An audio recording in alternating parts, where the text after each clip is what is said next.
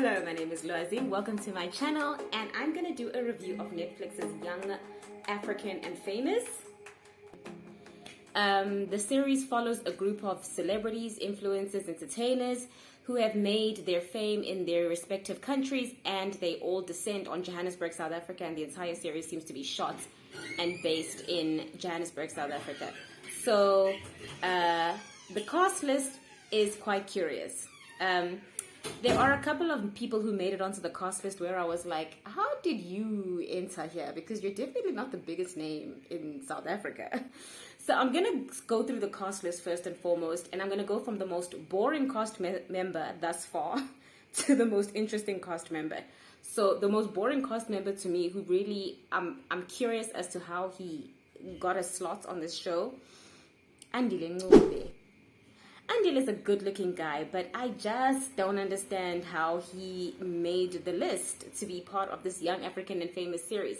I don't actually know what Andile has been doing in recent years. So I know he's a TV presenter, but he's definitely not the most influential, most impactful celebrity we have in South Africa. Like, did Casper Nyovest say no? Did Somizi say no? Like, so from what I can tell, 2 episodes in, Andile still doesn't really have a storyline. He seems to be the character who kind of moves the storyline along. Like, he's the guy that everyone explains things to. So you find him in the show, like, chatting to Annie or chatting to Nadia as they explain their storylines to him. But as for him, I don't see a storyline. So I'm not going to spend too much time on Andile.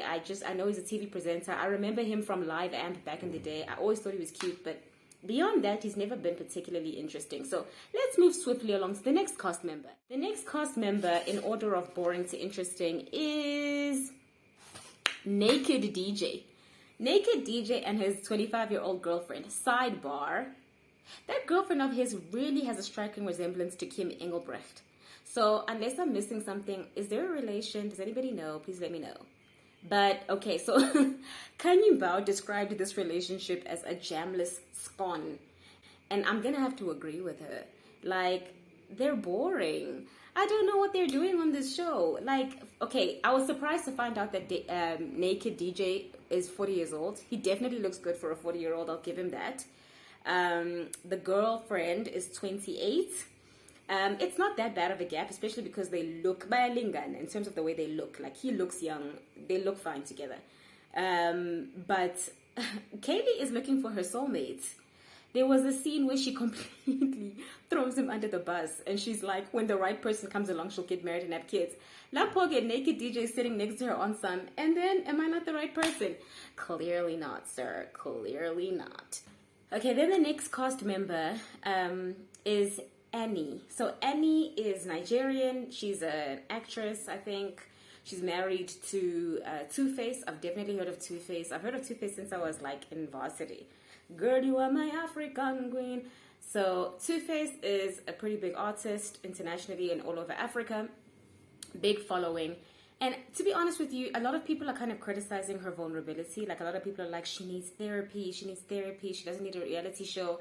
I've seen a few reviews kind of critiquing how open she was with her emotions regarding like the state of her marriage. So she talks about being married to a superstar and the cheating and the side babies and all the trappings that come with marrying a successful man.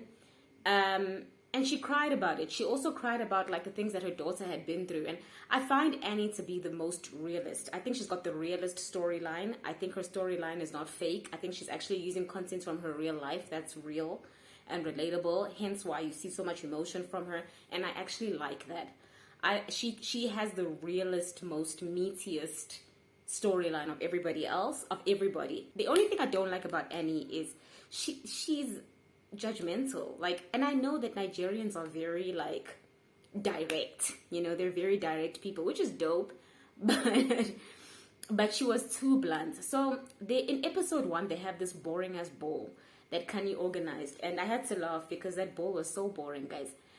It was so stuffy, like it just wasn't vibey, and the decor just wasn't fresh and modern, and like it wasn't vibey. And I was surprised that Khanyi had organized an event so stuffy and boring. But the Nigerians were very underwhelmed. Swanky Jerry was like, I was expecting more. Annie also was bored. So I was also underwhelmed by that boring ass ball. But they have this ball. And at the ball, Khanyi talks about how her daughter lives next door to her and she's 15 years old. And then like Andile, no storyline Andile, and Annie start like criticizing her parenting. And I thought to myself, this isn't that big a deal. Like, the daughter has an apartment next door. She has access to her child at all times. They live next door to each other. How is it different from living in a mansion and you and your husband live in one quarter and your children live in another quarter? I don't think it's a big deal.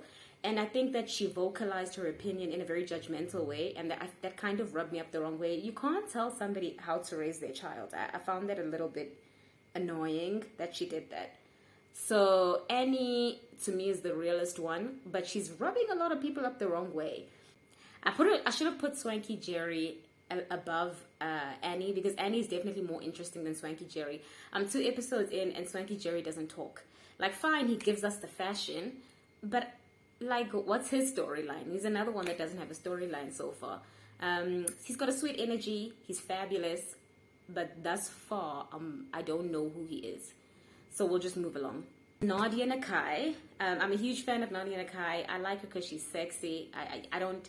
If you're sexy, I like you. Like, and so I'm a bird like that. I like her because I like her energy. You know when they talk about like a boss chick, like she just has that vibe. So in the series, she spends a lot of time talking about like her dating situation, which I don't understand. I think this series, you should be using it to promote your music, Nadia. And she spends 2 episodes talking about like dating and stuff. And I don't know why she's positioning herself as like just a chick. Like, when are we going to see your music? When are we going to see your business moves? When are we going to see you doing stuff with your partnerships? Like, we're 2 episodes in and we don't know you as an artist. We just know you as a chick who's like dating, and she's dating a rap in America, and there's another dude who wants her, and you know. So I would like to see her actually use this platform in the episodes to come. I'd like to see whether she uses this platform for her business, for her career. Diamond. I don't have too much of an opinion on Diamond. He's like a typical like African man, like a typical like Lothario of an African man. Lots of babies, lots of women. He likes women. There's this storyline that they're forcing between Nadia and Diamond. I don't even think those two are genuinely attracted to each other, but it's like it's a forced storyline. Diamond is funny. People were making fun of his English. I don't. It's fine. Like, he's an African man. English isn't his first language. Let the man speak the language. If he speaks broken English, he speaks broken English. Like, it's not the tongue of his mother. It's fine. Khanyi Mbau. I'm rushing through the characters now because like. Then we have Khanyi Mbau, who's kind of positioned in the series as the central person. So she's the person who brings everybody together. I think that's a good role for her to play because of her personality. She kind of gels with everybody. So she kind of brings all these people together throughout the series. You know how reality shows have to they have to construct social scenarios for their cast members to come together. Like, there has to be like a dinner, a lunch, a birthday, this. So she's the person who introduces one cast member to another, and she's the connection piece, which I think is a good role for her to play. Khanyi is Khanyi. She's the same wherever she goes, whether she's an actress on a TV show, whether she's in a movie, whether she's in a reality show, whether she's on social media. She's that same chick. She's about her money. She wants fame. She's about her bleached skin life. Khanyi's Khanyi. She's entertaining. She knows how to make us talk. I think she's going to be a staple in South African entertainment scene forever. So basically episodes 1 and 2, so far they're pretty entertaining. I like how it's shot. I think scenically or cinematographically, or I don't know what the word is, it's shot very nicely. Like the scenes of Johannesburg, the trailer was really like, it looks good. Like, it's, Netflix always brings the quality. I'm definitely going to continue watching, and I will provide more reviews as we go along. I don't know how I'm going to break the reviews up. I don't know if I'm going to do like another part, like a part 2 and a part 3, where I do like 2 episodes per like I do 2 episodes. I review 2 episodes at a time. Woo, my English now. Hey, the spirit of Diamond is affecting me. So I don't know if I'm going to break it up into like 3 parts. So just watch the space. But if you enjoyed this review, please like and share and subscribe.